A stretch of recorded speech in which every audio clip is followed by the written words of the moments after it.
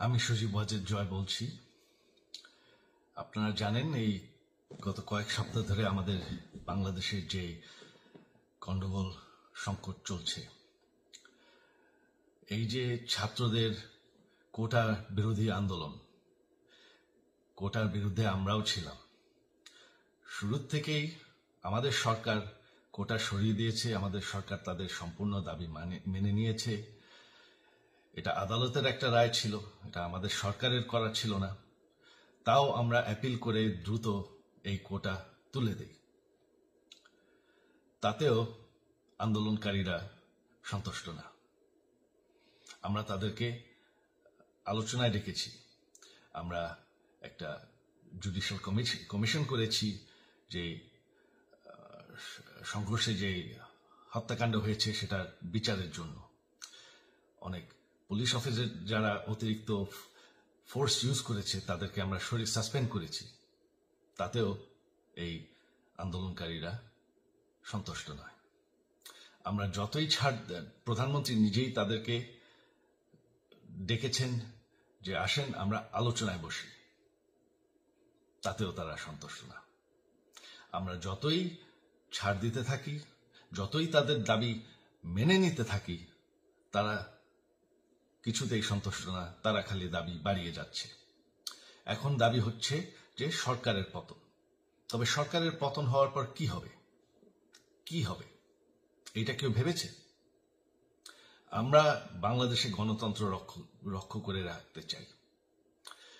সরকার পতন করে নতুন সরকার আসার সাংবিধানিক অনুযায়ী শুধুমাত্র একটি উপায় আছে, সেটা হচ্ছে নির্বাচন।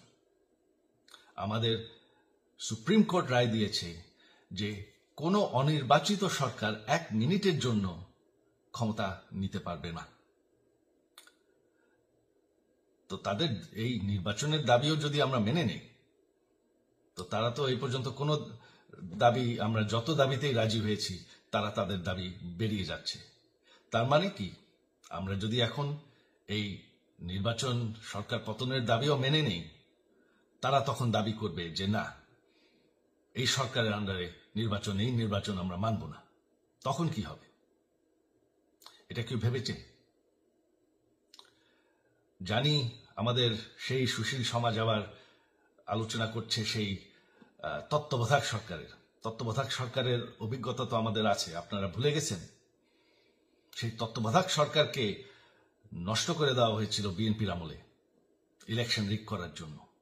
তারপর যখন আরেক তত্ত্বাবধায়ক সরকার আসলো, দেশের কি অবস্থা হয়েছিল।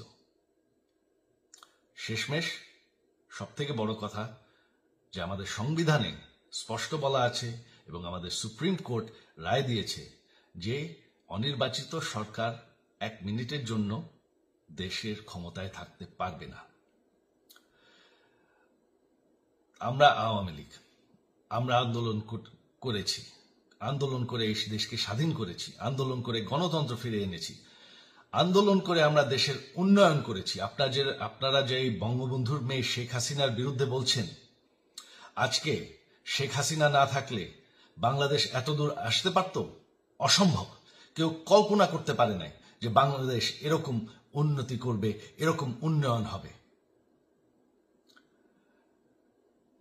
ঠিক আছে, শেখ হাসিনার পর আপনাদের কি হবে সেটা আমারও চিন্তার বিষয় না, আমার পরিবারের আর চিন্তার বিষয় না, আপনারা বুঝবেন। তবে এইভাবে সংঘর্ষ করে, হত্যাকাণ্ড করে ক্ষমতা দখল করা যাবে না। এটা আর আন্দোলন না। যখন পুলিশ হত্যা করা হচ্ছে, নিরীহ মানুষের উপর হত্যাকাণ্ড চলছে, মানুষের বাসায় আগুন দেওয়া হচ্ছে, জার্নালিস্টদেরকে হত্যা করা হচ্ছে, এটা হয়ে গেছে সন্ত্রাস। আর সন্ত্রাস মোকাবেলা শুধুমাত্র একটি ভাবে করা যায়। আমার অনুরোধ, আমাদের ল এনফোর্সমেন্ট, আমরা অনেক ধৈর্য ধরেছি, তবে এখন আর এটা সহ্য করা যাবে না। ল এনফোর্সমেন্ট এজেন্সি, বিজিবি এবং কি আমাদের মিলিটারির প্রতি আমার আহ্বান যে আপনাদের দায়িত্ব হচ্ছে আমাদের দেশের মানুষকে নিরাপদ রাখা। এবং আমাদের দেশকে নিরাপদ রাখা, আমাদের দেশের সংবিধানকে নিরাপদ রাখা, সংবিধানকে রক্ষা করা।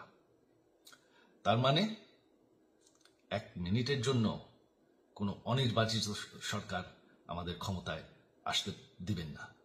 এটা হচ্ছে আপনাদের দায়িত্ব, কারণ সেইটা হলে আমরা আবার পাকিস্তানের মতন হয়ে যাব। আমাদের এই যে 15 বছরের উন্নয়ন সব শেষ হয়ে যাবে। বাংলাদেশ এর থেকে আর কোনোদিন ফিরে আসবে না। আমিও সেটা চাই না, আপনারাও সেটা চান না। আমি সজীব ওয়াজের জয় যতদিন আমার পক্ষে সম্ভব আমি সেটা হতে দেব না। জয় বাংলা, জয় বঙ্গবন্ধু।